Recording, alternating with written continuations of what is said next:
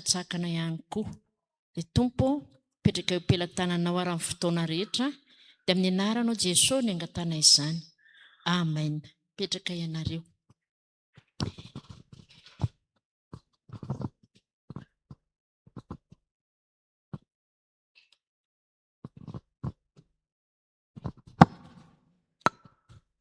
Dia manantitra ny fiarabana antsika amin'ny anaran'i Jesosy Kristy Tompo.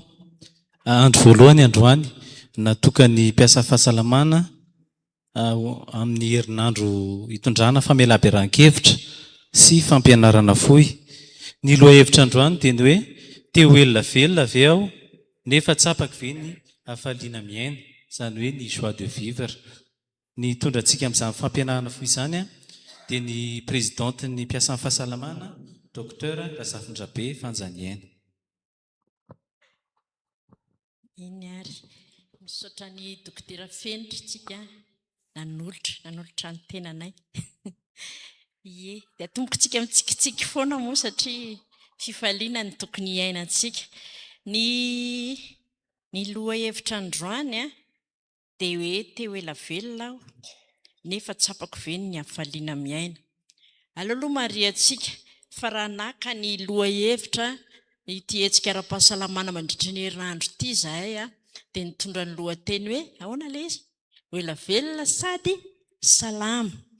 Dia ao anatin'ny fandaharam-potoana rehetra izany hatramin'ny zoma hatramin'ny sabotsy dia miompana amin'izay avokoa. Ka ny androany izany dia ohatran'ny hoe fanontaniana mamperitreritra ho antsika tsirairay izany. Fa ny rapitso atolotra ihany hoe mety ny olana ara-tsaina na fahasalamana ara-tsaina no ataontsika rapitso dia mitondra ny lohateny hoe mety ho tratran'ilay faketrahana na hoe alahelo lalina, izany hoe malaza be amin'izao fotoana izao ny dépression. Dia hoe mety ho tratran'izany ve tsika kristianina? Dia ho hazavain'ny psikiatra eto izay rapitso. Ny fahatelo dia hoe teo salama tsika, teo ela velona. Dia ilaina tokoa ilay fitiliana ara-pahasalamana. Dia maromaro zatra ho hazavaina noho izany.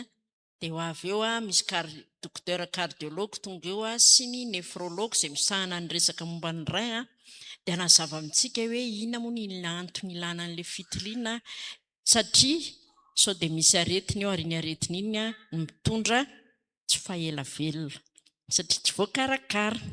Dia ny farany amin'ny lakamisy ny ara-panahy misy dokotera Lydia zay Ndrenjatovo ny anarany, mpiandraikitra ny Toby ny Akadilalapotsy FJKM io. Dia izy nanazava amintsika mpianatra ihany ilaina antsika mpanompon'Andriamanitra indrindrindrindra na mpiandry aza dia tokony afantatra hoe inona ny anavahana ny aretin'ny saina, hoe avy any amin'ny saina ilay izy hoe psychose na hoe psychopathie sy ny hoe démoniaque, aretin'ny tena fanatanteraka. Dia toy izy amin'ny pasteur antsika ilay izy pasteur Andremisata Roger ny hoe ahoana ny fomba hikoloko sy hiarovako ny fahasalamana ara-panahiko.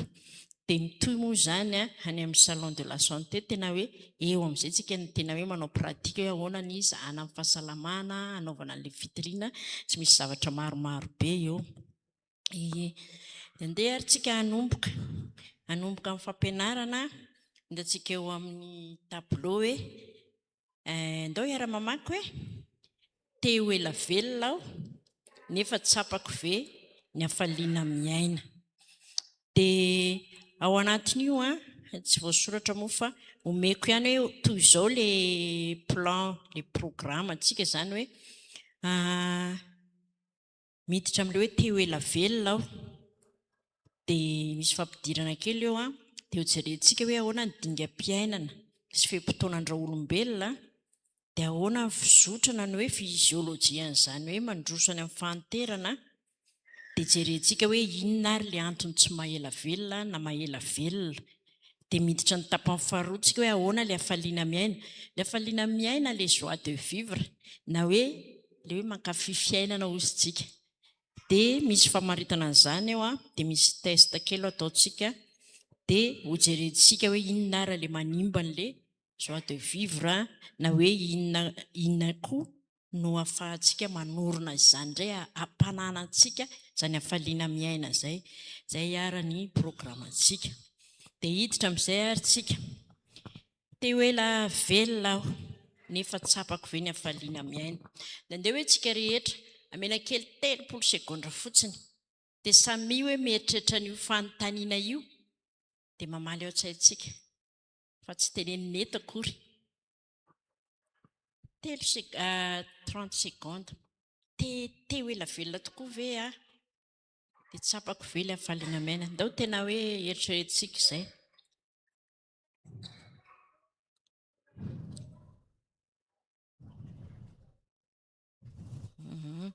Tapitra ve ilay 30 secondes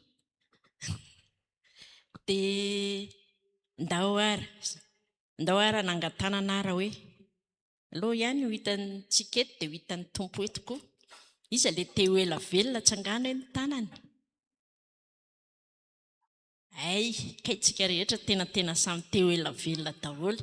Ie, mahafinaritra be zany satria raha eto no tonga eto dia aza manafina koa raha misy hoe za tsy te hoela velona fa alao mba 30 taona dia lasa mandeha. Aza manafina mihitsy ny aloha fa misy fomba iresantsika an'izay rehefa avy eo raha ohatra ka tsy izay ilay izy. Dia andao ary tsika aloha androso ary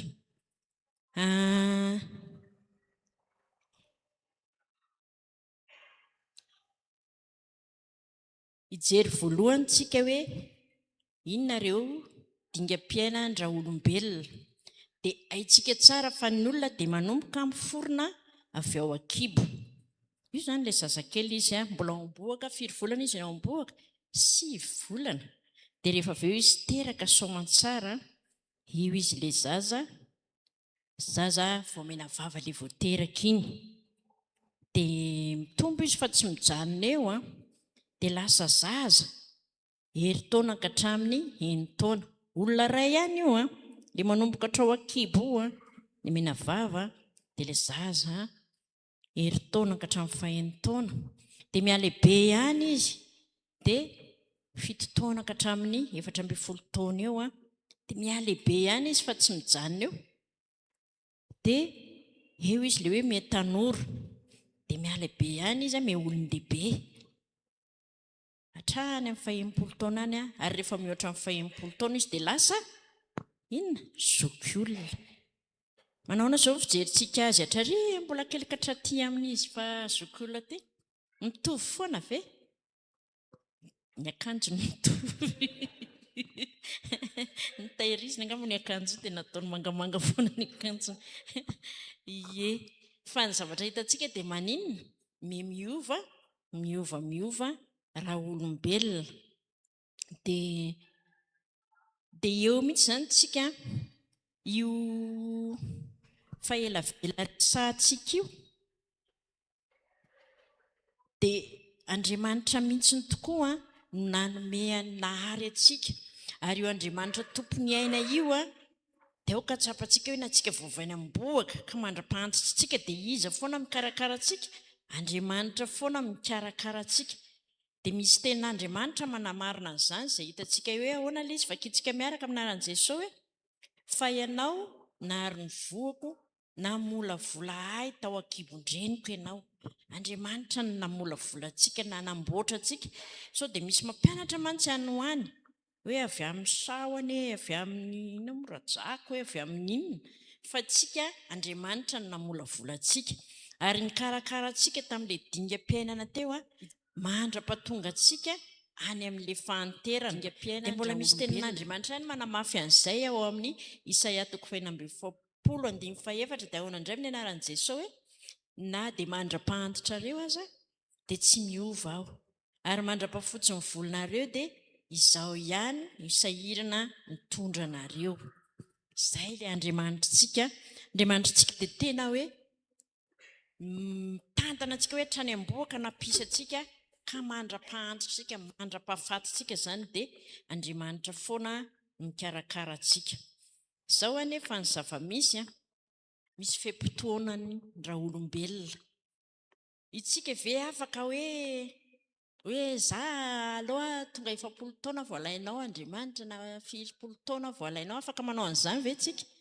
tsy afaka manao an'izany tsika fa inona ny dikan'izany Andriamanitra no tompony aina izy zany ny tompony aina izy ny manome antsika ny fe-potoana io hoe ohatra ny zary dia le fe-potoanantsika dia manomboka amin'ile hoe fahaterahana teraka ny olona le nresantsika teo mandrapatonga n'ilay vanim-potoana afatesana dia hitanareo fa misy lalana lavidavitra hoe voateraka ka hatramin'ny faha-empolo fa amin'izao fotoana izao aloha misy ihany mahatratraka hatramin'ny 20 taona 90 taona ary ny ten'Andriamanitra aza moa dia miteny hoe tsy misy ten'Andriamanitra zay hoe hatramin'ny 70 taona ka hatramin'ny 20 taona amin'ny fahavelomantsika fa misy mihoatra an'izany izany hoe tsy fantatra zany tsika rehetra tsisy mahafantatra hoe aiza ho aiza amin'ny io le lalana io ara zany ny fe-potoanako fa zao fotsiny hoe faniritsika dia hatraiza mba le lavalavatra ry amin'ny farany ary dia izay le hoe faelavelona zay efa mbeo mihoatra fa izy tena 100 taona mihitsy andrairaiky amin'ny 100 izy no maty tamin'ny herintaona angamba izay na tamin'irony dia sady mezy ny mamaly anah hoe tsy miady amin'ny zanaka dokotera zany ny valiteny hoe tsy miadiady izy zany manana fifaliana foana dia maneran-tany rehefa natao mifanadiadiana dia io ny isanjato ny fahaveloman'ny olona hoe mahatratra 100 taona mahery dia 0,02% na lehibe indrindra 0,03% ny mponina maneran-tany io no hoe feno 100 taona na mihoatra ny fa 100 taona dia maneran-tany ny malaza indrindra zao dia misy an'ity ramatoa ty hoe frantsay izy io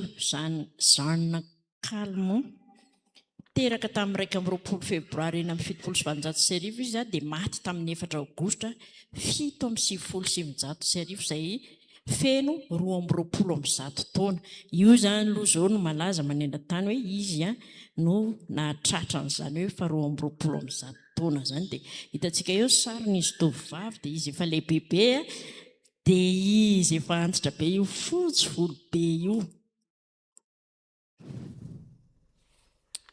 dia ao anaty baiboly ny resantsika indray ary misy olona ela velona tena naharitra be ao amin'ny baiboly ao dia andelo na antany kely anankizy kely amintsika hoe iza no mahafantatra hoe iza le olona ela velona indrindra voalaza tao amin'ny baiboly dia firy taona izy izay mavaly dia raisina ny anarany fa mentsika loka izy amin'ny lakamisy iza le olona tena ela velona indrindra voalaza amin'ny baiboly firy taona izy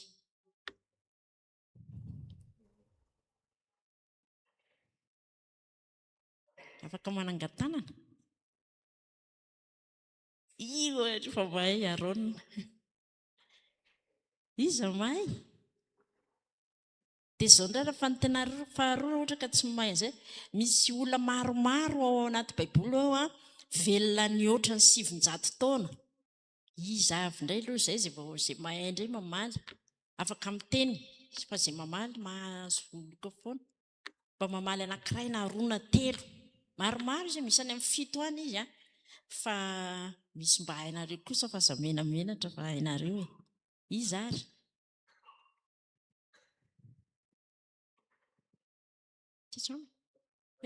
ie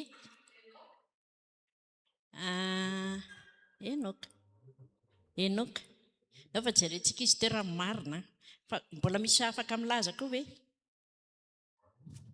Noa ry koa misy mamaly i monsieur Jacques mparaiso kely ny namaly koa izy hoe Noa dia ry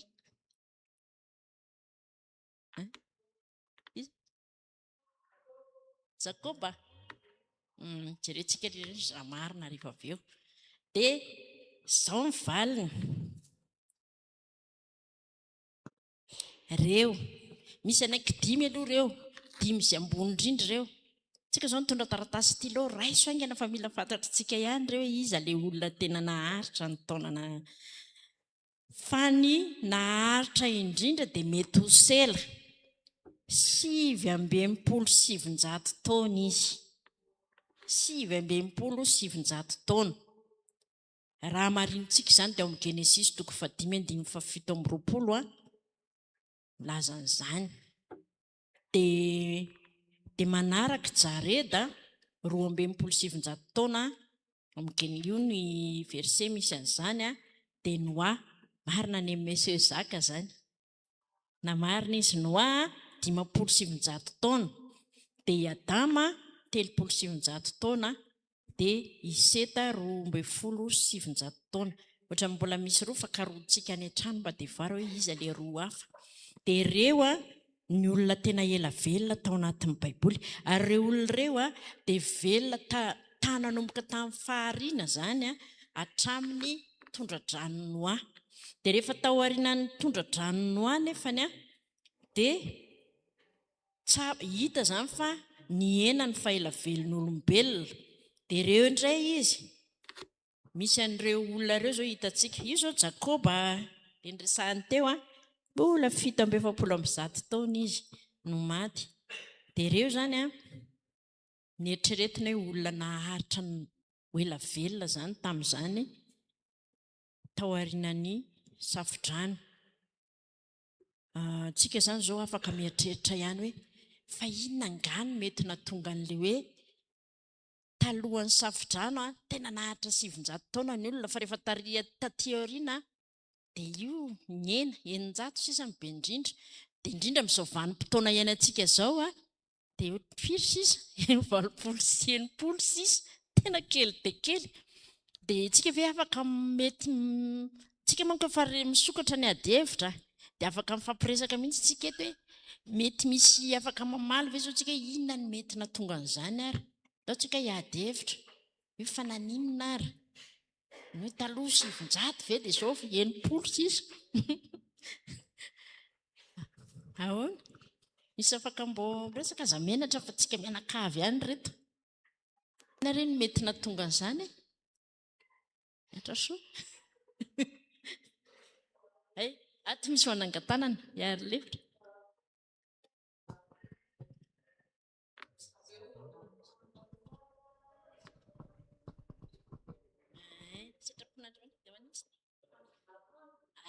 Natandrina zay averiko le izy, natandrina tsara hono izy le olona taloha sady sitrapon'Andriamanitra. Tena marina be. Ankoatr'izay sao dia mbola misy manakambary tsika. Tsaka izay teny aloha re. Biolojika. Tena marina zany sa tsy marina? Ie, mbola tsara be zany tany amin'ny Sahedena ny zava-maniry tamin'izany mbola tena antrasoa.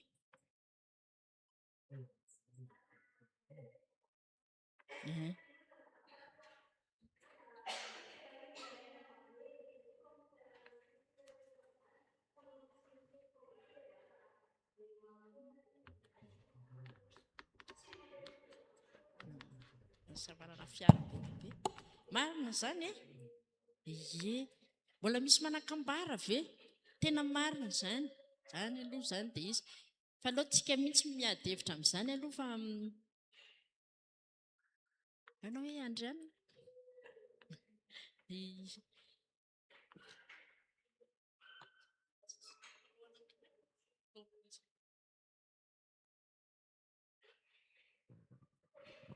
Mitombo ny isan'ny olona dia miena ny habetsaky ny resorsa.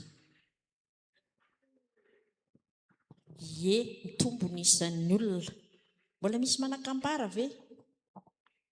Tamin'izany zany raha ny rivotra ny ainana tsara be ataontsika hoe ray barika dia izao mety efa ray zinga sisa satria lasa olona be da be miaina an'ilay izy. Mbola misy manakambara ve?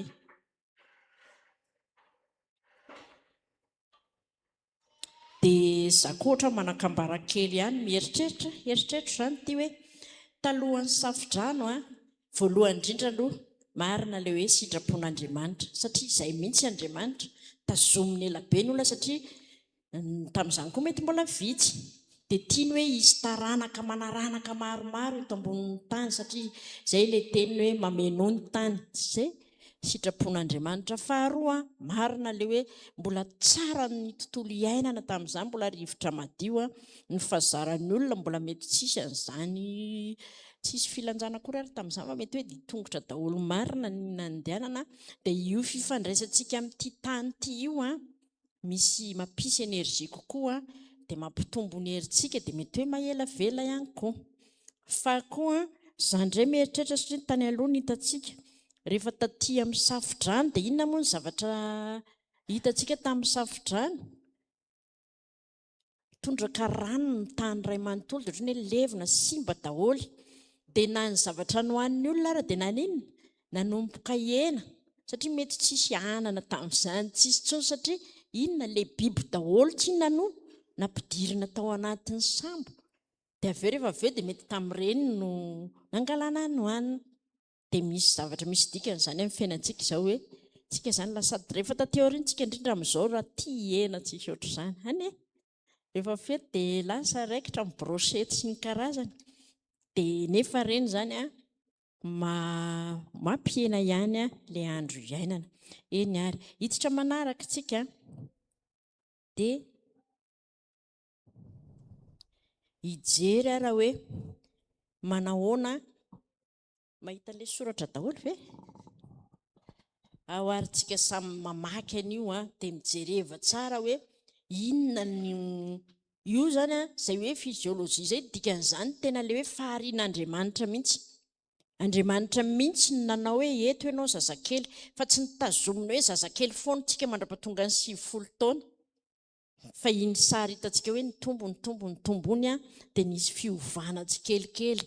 Dia rehefa tonga me manantona le fahaterana dia ny zavatra hita voalohany dia nanahoana? Raha nijery ilay sary tarihany voalohany tsika, mbola nalamalama kely ny endriny, fa rehefa taty amin'ilay zokiolona dia naninona? Niketrona amin'izay. Tena izay mihitsy ilay izy zany, naturel zany, natoraly zany.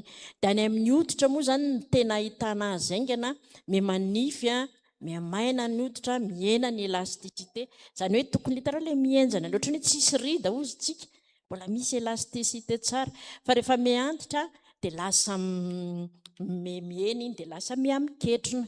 Dia ohatr'izay ny hozatra sy ny taolana miena ny habetsahan'ny hozatra, dia miena ny tanjaka. Mazava be zany fa raha tamin'ny ianao mbola tanora mety nazaka tonga dia vary raiky tapo, fa mety izao ianao mety ray arona sisa ny zakantsika. Dia miena ny taolana dia lasa mora tapaka. Izany mihitsy ny tandremana rehefa mialehibe sy mizokiolona, tandremo menjera fa tena mora tapaka ny taolantsika. Dia ny fo sy ny lalan-drà koa dia io koa zany tena lôjika hozy ny fitenenana, miamafy sy miena zany ny falefahan'ny lalan-drà, zany hoe somary manomboka mienjana ny lalan-drà. Dia lasa manjary me sarotra na dia fidobodoboky ny fontsika raha miezaka be ilay fo zany asa, dia lasa midobodoboka be satria mienjana ilay fo rehefa mialehibe. Io zany tena hoe izay mihitsy, ary izay ny arovana ny fahasalamana rehefa mialehibe, hoe mila mijery ny tension, mila mijery ny inona. Dia miena ny fahombiazana ny fo hozy izy, mety hoe mitepy mafy izy dia mety hiakatra ny tosi-drà. Izay ilay ilantsika fitiliana. Amin'ny fahaefatra ny taovam-pisefoana ihany koa dia miena ny fahaizany avokafoka mandray ny oksizena. Dia miena koa ilay fienjana n'ilay avokafoka dia lasa mora sepotra ny olona. Izany rehefa mialehibe tsika dia lasa ohatra hoe vao mandeha mihazakazaka dia sepotra. Dia ny fahadimy ny ati-doha sy ny rafi-pitatitra ao anatin'ny ati-doha antsika koa dia miasa miadana amin'ny fandraisana amin'ny famaliantsika ny vaovao.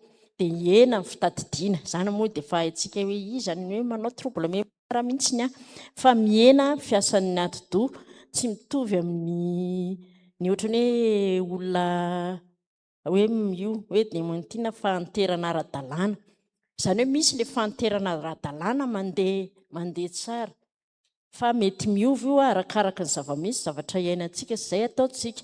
Dia miena arak'izany koa ny hery fiarovana. Izay mampatonga hoe rehefa lehibe ohatra amin'izao andro mangatsika izao dia hanao tsara ny akanjo mafana, fa rehefa mangatsika tsika dia mahazo aina amin'ny virus dia mora tratry ny gripa sy ny karazana. Dia rehefa marary koa tsika dia somary elaela vao sitrana. Zay zany a fisiôlôjia amin'ny fahanterana zay. Dia hijery ary tsika amin'izay hoe misy io fahanterana io zany a dia ohatrany hoe ara-dalàna io ary mandeha tsara ary afaka hoe indresantsika teo hoe afaka velatra any amin'ny 20 taona 100 taona fa misy a antony manafaingana an'io fahanterana io dia ny io sary miresaka ho azy ny sary fa tsy mila zavaina ntsony angamba. Inona avy izy eo? Foana sigara, ny alikaola tafahoatra, ny sakafo tsy voalanjalanja, ny mipetraka fotsiny tsy manao fanatanjahantena. Dia inona le fahadimy io? Fahenina io? Fahatezeram-po. Fahatezeram-po io mafy loatra. Le toe-po sy toe-pananana antsika mihitsiny a raha olona konjokonjo lava sy moramora tezitra kosa aloha dia tena manimba an'ilay hoe fahasalamana tokony ho ara-dalàna. Dia ny zava-misy amin'izao iainantsika izao koa anefany a dia inona io? Ny tontolo iainana ihany koa, ny rivotra iainantsika, ny loto iainantsika, fofona dala eto 67 sy ny fofopako, zavatra rehetra dia efa manimba ny iainantsika daholo ireny a dia mampiena ny faela-velona. Dia ny fahanterana zany dia izao tsy azo ajanona io fa azo atsaraina kosa nefany. Dia ny fomba fiainana ara-pahasalamana ny fanalahidin'ny fiainana maharitra sy mahela velona.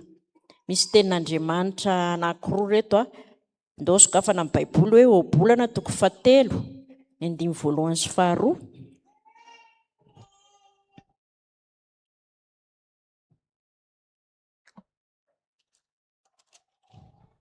Obolana 7 1 sy 2. Misy vakina amin'ny anaran'i Jesosy manao hoe anaka aza manadino ny lalànako fa aoka ny fonao hitandrina ny didiko. Dia ahoana ilay 2? Fa andro maro sy taona ela iainana ary fiadanana no hanampiny anao. Misy fomba hahatsara an'ilay hoe fahalavan'ny andro iainana zany io hoe dia ny mitandrina ny didin'Andriamanitra, tsy manadino ny lalàn'Andriamanitra, dia andro maro sy taona ela iainana tokoa no hanampiny antsika. Dia raha hitantsika teo ilay antony tsy mahela velona dia maromaro ilay izy. Fa ilay niresahantsika teo hoe naninona no ela velona ny olona teo aloha dia ilay hoe sitrapon'Andriamanitra. Fa ilay tsy mahela velona koa dia misy sitrapon'Andriamanitra mihitsy koa. Any amin'ny Deutéronomie 2:30 ny Job 2:12 dia indray ny jerentsika vetivety.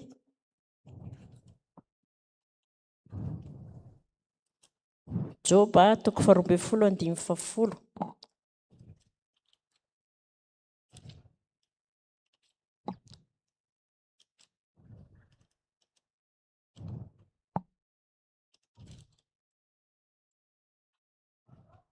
Izay mahita afaka mamaky mafy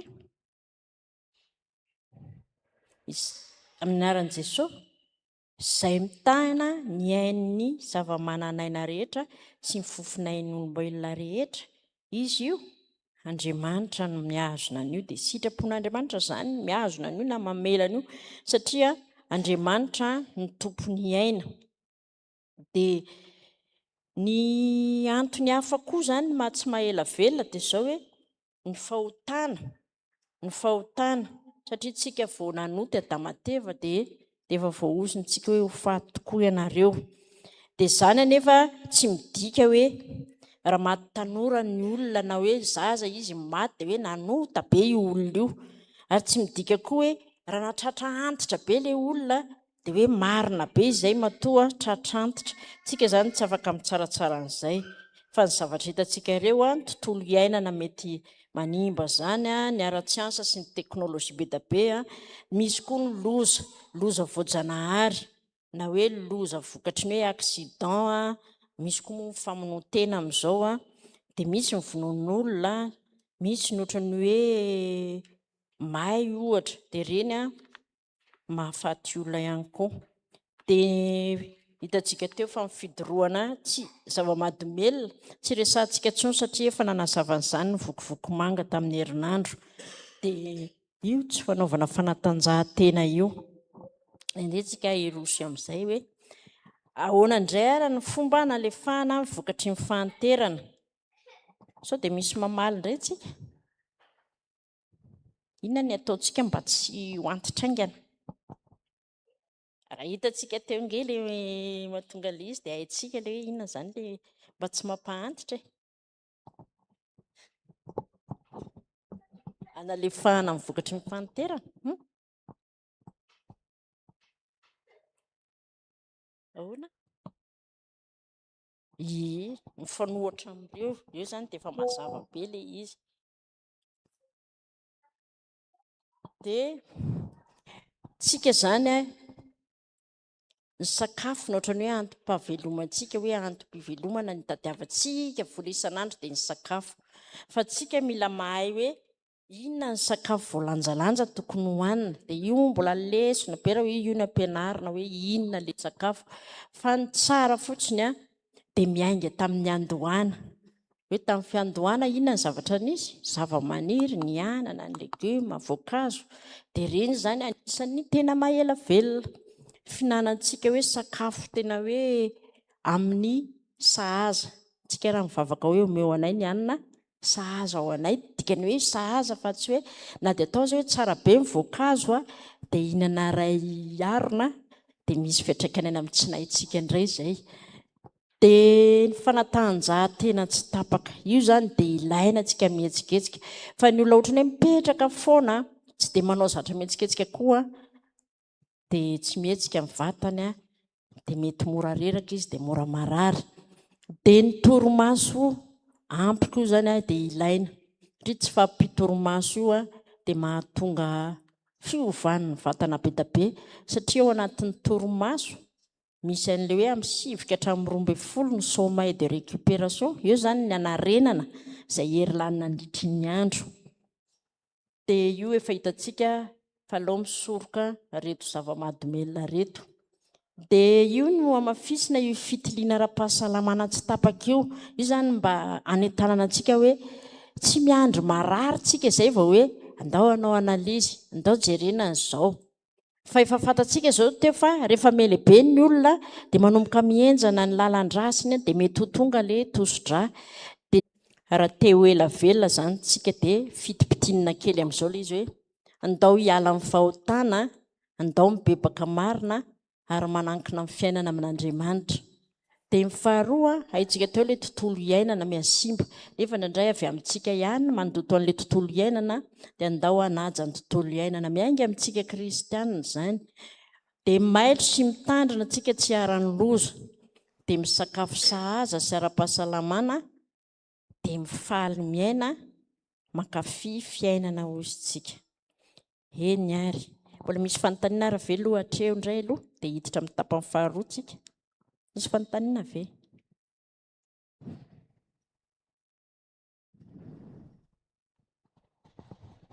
tsisy fanontaniana andao ara aloha tsika hifaly kely andao hitsangana dia hiry tsika andao anao an'le haitsika daholo iny le hoe alleluia alleluia alleluia alleluia tera jeso tera jeso alleluia tera jeso alleluia haitsika isa tsy haitsika dia izao a rehefa manao alleluia dia ny lehilahy mitsangana dia rehefa manao hoe dera jeso dia vehivavy mitsangana azontsika aloha izy alefa sara aloha tonga dia mipetraka daholo aloha zany manomboka ny alleluia dia iza mitsangana lehilahy alefa ary alleluia alleluia alleluia sady mira alleluia alleluia alleluia alleluia tera jeso alleluia alleluia alleluia alleluia tera jeso de raha Jesosy alleluia, de raha Jesosy alleluia, de raha Jesosy alleluia,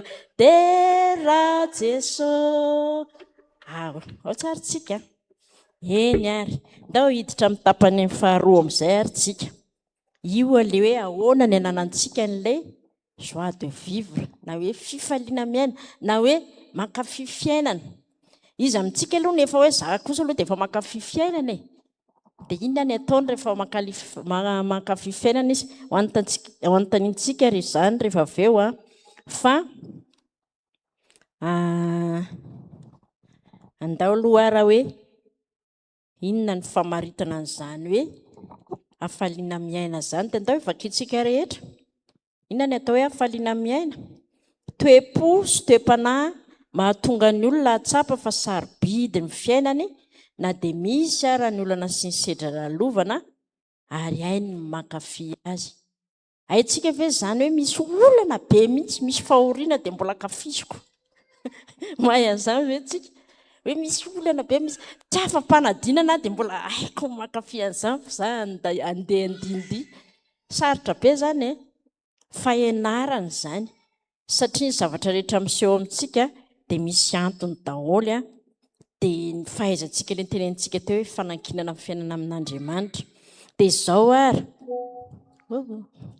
misy testa kely ary ity dia tsika nasaina nitondra stylo dia zaraina vetivety eo an'izay mahay manoratra rehetrarehetra dia misy fanontaniana ao dia valitsika amena 10 minitra 10 minitra raha ela indrindra tsika mamaly an'ity. Zarazara tsika. Tsangana hoe izay nitondra stylo dia izay tsy nitondra zany nomena stylo dia zarazara angakangana ary. Tena ho antsika iny dia izay ao anatintsika ao mihitsy valiana dia aza mamorona, fa ilay tena ao anatintsika ao mihitsy valiana hoe inona ilay fanontaniana dia valitsika io fanontaniana iny.